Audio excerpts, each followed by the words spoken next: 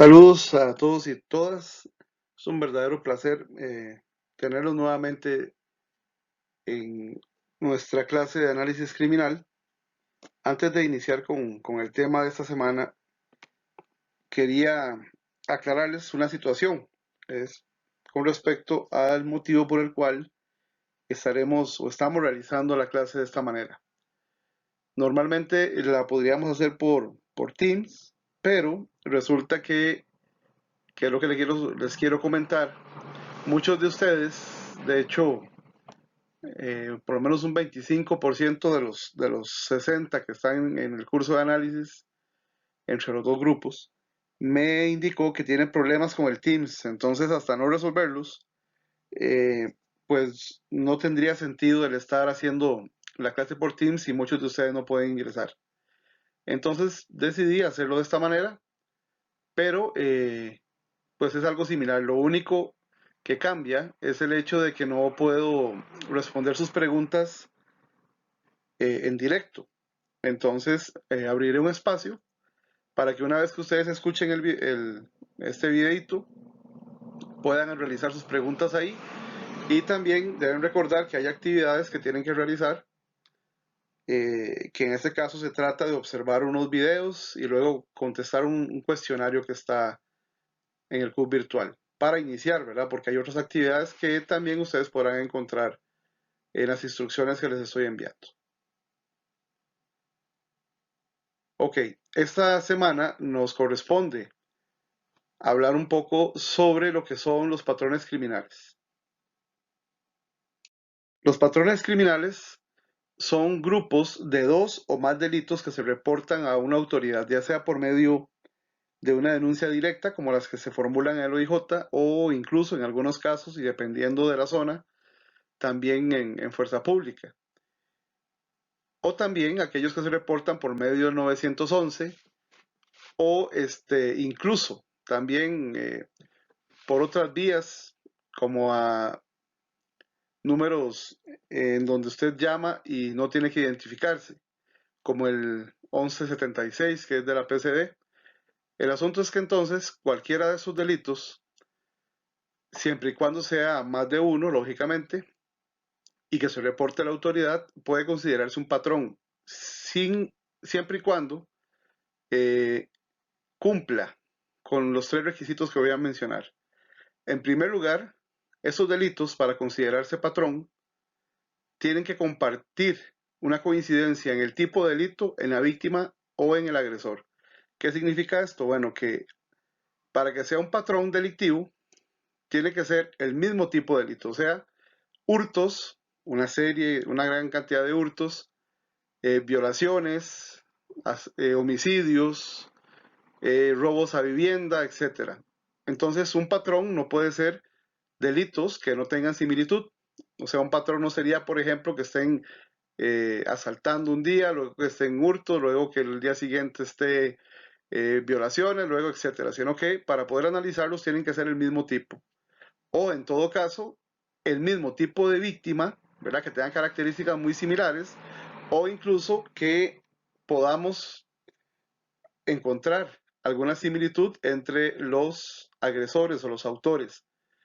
Que por ejemplo todos tengan características físicas muy similares, todos los casos que estamos analizando, o que todos utilicen un vehículo muy similar, como por ejemplo un Hyundai rojo, o que todos utilicen una moto negra, por ejemplo. Entonces, todas esas características serían en común para ellos. Ahora vamos a hablar un poco sobre cada uno de los tipos de patrones que existen. Es sumamente importante que ustedes logren identificarlos y que los entiendan a la perfección. Por eso, si después de mi explicación les queda alguna duda, entonces la pueden hacer por medio del foro de dudas que puse en el club virtual. Además, cada una de las explicaciones que ustedes tendrán aquí viene acompañado también por un ejemplo. El primer tipo de patrón se denomina serie. Es el más sencillo de identificar porque siempre ese tipo de patrón lo que hace es mostrar las características de los involucrados o del involucrado en un hecho criminal. La serie son delitos similares, como ya había mencionado, ¿verdad? Que tienen que ser el mismo tipo de delito o el mismo tipo de víctima, etcétera. Delitos similares que se piensa son cometidos por el mismo individuo o grupo organizado. Y de ellos no tenemos absolutamente nada más que características físicas o incluso nos dan únicamente el nombre de la agrupación delincuencial a la que supuestamente pertenecen, como por ejemplo los Chorbis, los Lara, etcétera. Entonces, no tenemos no tenemos el conocimiento de quiénes son específicamente, pero sí algunas características físicas o de asociación en este caso. El ejemplo que se muestra ahí dice un sujeto desconocido de aproximadamente 1,70 m de estatura, piel morena, con acento colombiano, ingresó al local comercial y amenazó con arma de fuego al dueño, sustrajo 100,000 colones en efectivo. Entonces, aquí lo que nos interesa no es tanto qué tipo de hecho cometió, o dónde lo cometió, o a quién, sino las características de la persona, porque es lo único que nos proporcionan. Entonces, no tenemos más información que la descripción física de los sujetos o del sujeto, o como les menciono, la agrupación a la que pertenecen. Ese tipo de patrón, denominado ola delictual o spree, es un tipo de delito muy particular. ¿Por qué? Porque son delitos que se caracterizan por una alta frecuencia de actividad en un periodo muy breve de tiempo.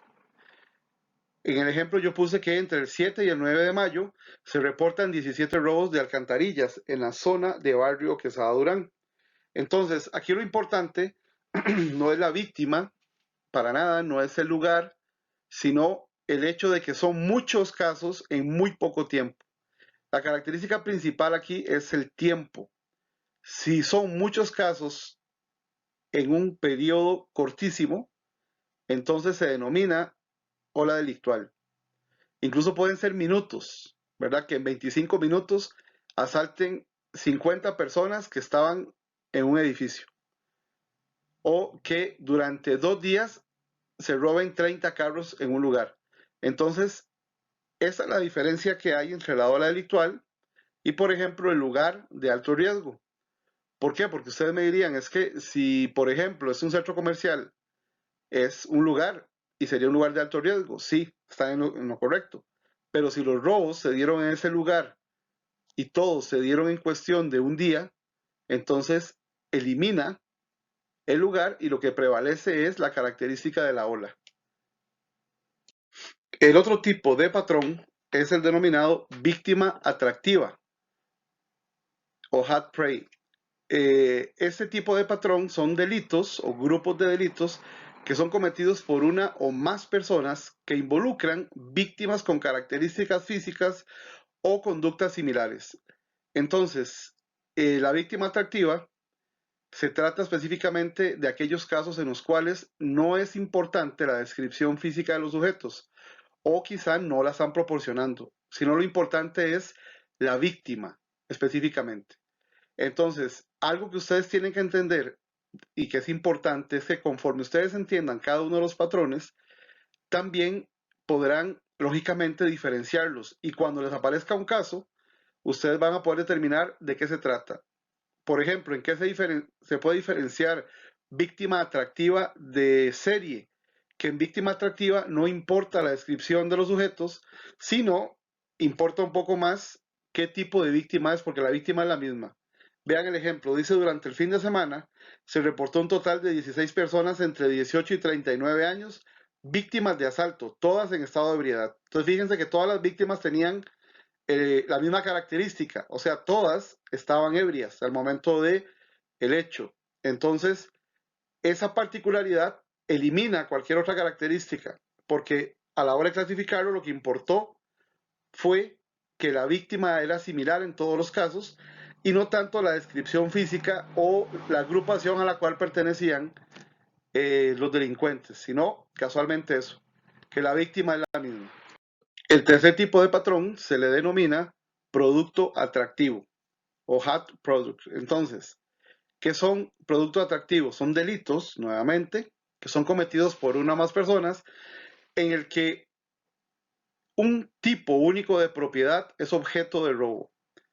¿Qué significa esto? Bueno, significa que no es importante cómo es la víctima. En este caso, no importa si todos estaban en estado de ebriedad, si todos eran mujeres embarazadas, en realidad eso no es importante. Si todos eran mujeres rubias, si todos eran hombres morenos, no importa, sino lo que importa es el producto que se roban. Entonces, indistintamente de quién o qué persona tenga ese producto encima, lo importante es que ellos van detrás del producto. Por ejemplo, las computadoras portátiles para los estudiantes de las universidades en San Pedro, ¿verdad? Que es el ejemplo que puse ahí. Entonces, es importante la víctima, ¿no? Porque puede ser una persona alta, flaca, delgada, gordita, no importa, morena, trigueña, de la UCR, de la U Latina, eso no es importante. Lo importante es que esa persona tenía algo que el victimario quería, que en ese caso, en el del ejemplo, es una computadora. Entonces, cuando lo que se roban es algo que es importante o atractivo para el sujeto y se da en todos los casos, usted puede identificar que no es la víctima detrás de la que andaban, sino del objeto que tenía la víctima en ese caso. Eso también se puede dar para tipos de vehículos, por ejemplo, que quieran robarse un 4x4 color blanco marca Chevrolet, por ejemplo. Entonces, si se roban varios de esos, no importa la víctima, sino lo que importa es el tipo de vehículo porque es el que están buscando por algún motivo. Ahora, vamos a pasar un poco a lo que son lugares y zonas de alto riesgo.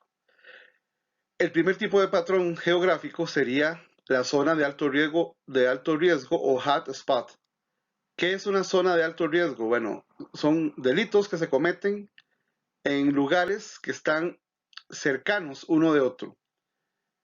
Ahora, hay una teoría que dice que esta cercanía no es mayor a 2 kilómetros de distancia. Entonces, si hay una cantidad de delitos cualquiera, siempre y cuando, ¿verdad? Sean similares, porque eso es lo importante, y se desarrollan en una zona de 2 kilómetros a la redonda, se considera que esa zona es de alto riesgo.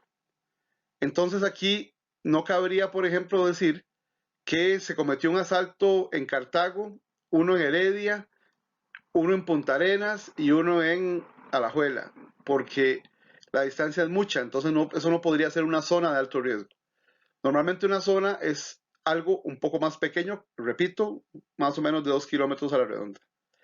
Aquí en el ejemplo puse asaltos a locales comerciales ubicados sobre la avenida 8 de Cartago, entonces la avenida 8 es muy larga, sí, claro, pero entonces vamos a considerar que al menos 2 kilómetros a la redonda del último caso reportado, y si se dan más casos similares, entonces sería considerada esa como una zona de alto riesgo. Puede ser también el centro de una ciudad, puede ser considerada zona de alto riesgo. Un barrio, por ejemplo, varias alamedas que estén lógicamente cercanas. Todo eso puede ser considerado como una zona de alto riesgo. Ahora, el lugar de alto riesgo se diferencia muchísimo de la zona de alto riesgo, porque una zona de alto riesgo es un lugar, como les digo, o lugares que quedan a 2 kilómetros alrededor, a 2 kilómetros de distancia, digamos. Pero el lugar de alto riesgo no es específicamente una zona geográfica, sino que puede ser un lugar como tal. ¿A qué me refiero con un lugar? Bueno, al frente de la Basílica de Cartago. Eso es un lugar de alto riesgo. ¿Por qué? Porque si ahí se dan una serie de delitos, de asaltos, por ejemplo, indistintamente si los asaltos sean a personas que van saliendo de la misa, indistintamente si son viejitos, indistintamente si son mujeres, eso no importa. Lo que importa es el lugar en sí. Si se presenta una serie de delitos, una gran cantidad de delitos, en el mismo lugar, por ejemplo, el mismo parqueo del mismo centro comercial, eso es considerado un lugar de alto riesgo. Frente a la Basílica de Cartago, frente al Cook, como es el ejemplo, frente al taller tal, en McDonald's Parque de la Paz, en Multicentro. Entonces, por ejemplo, si es un lugar específico en el que se están cometiendo más de un delito, entonces podríamos decir que ese es un lugar de alto riesgo. Entonces no es tanto que esté en los alrededores del lugar, o sea, a cierta distancia de ese lugar, sino que sea el mismo lugar. Incluso, por ejemplo, puede suceder un edificio de apartamentos. Un edificio de apartamentos, si es el mismo y se cometen varios delitos, entonces se puede considerar un lugar de alto riesgo. El escenario de alto riesgo es el último patrón que vamos a ver. El escenario de alto riesgo es fácil de diferenciar, sobre todo del lugar de alto riesgo y de la zona de alto riesgo, porque el escenario es casualmente eso, es un escenario, es un lugar en donde se está desarrollando una actividad, como por ejemplo las fiestas patronales, un partido de fútbol, un concierto, etcétera, en donde hay mucha cantidad de personas. O sea, hay una gran cantidad de personas que están aglomeradas por una razón, X, la que sea. Y entonces, al estar aglomerados, el lugar se transforma automáticamente en un escenario de alto riesgo. Ahora, no cuentan aquí, por ejemplo, las ciudades centrales de cada una de las capitales. Eso no es un escenario. Los escenarios, por lo general, es por un motivo, como fiestas patronales, partidos de fútbol, conciertos, etcétera. Entonces son lugares de los que normalmente tal vez no se desarrollaría el asunto, pero cada cierto tiempo hay una gran cantidad de personas. Los estadios son el mejor ejemplo porque ahí solamente los días que hay partidos se va a aglomerar esa cantidad de personas. Pero si no hay una actividad, no habrá nadie. Entonces se transforma en escenario al momento que hay un motivo para que estén ahí. Ahora, señoritas y caballeros, lo que tendrán que realizar es un ejercicio que se encuentra en el CUB virtual. Ahí ustedes van a encontrar 6 videos, tienen que verlos todos completos hasta el final y luego incluso pues hacer un ejercicio, un cuestionario que viene ahí para que más o menos se fijen si ustedes lograron hacerlo bien. Entonces, la idea es que cada uno de los videos usted lo observe y clasifique.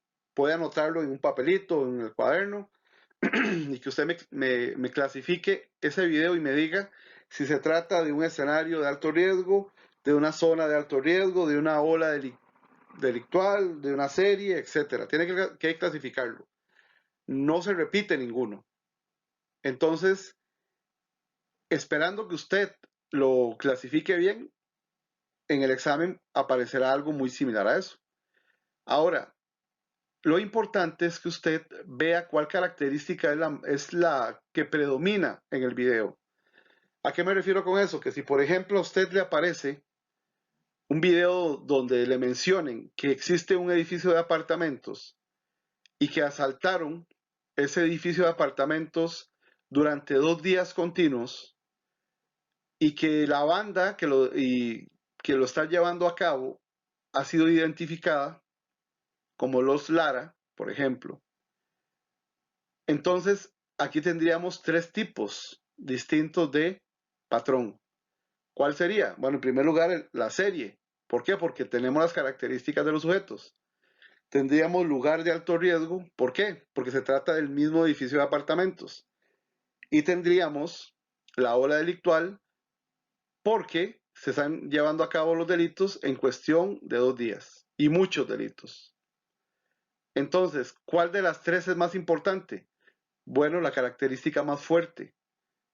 Lo que más llama la atención es el hecho de que todos los delitos, ya sean 30 o 40 delitos, se cometieron en 2 días. Entonces, esta característica es la más importante, que se desarrollaron muchos delitos en, en un lapso muy corto de tiempo, en 2 días. Entonces, lo clasificamos como ola delictual. Entonces usted me puede decir, pero es que no me parece porque es el mismo edificio y no me parece porque están identificados. Bueno, casualmente de las 3, una tiene más peso que las demás. ¿Qué pasaría si estos delitos se hubieran llevado a cabo en varias semanas? Entonces, ¿cuál prevalece? ¿El lugar o el asunto de los Lara que son identificados? Entonces, todo eso tiene usted que pesarlo al momento de identificar. Pero siempre habrá una característica que sobresalga, que le dé esa particularidad del hecho y usted lo va a clasificar así. De todas formas, no solamente tendremos esa práctica, sino que tendremos otra más posteriormente para que usted desarrolle un poco más esa habilidad. Recuerden que pueden preguntar en el CUB virtual también. Ahí tendré un espacio para sus preguntas.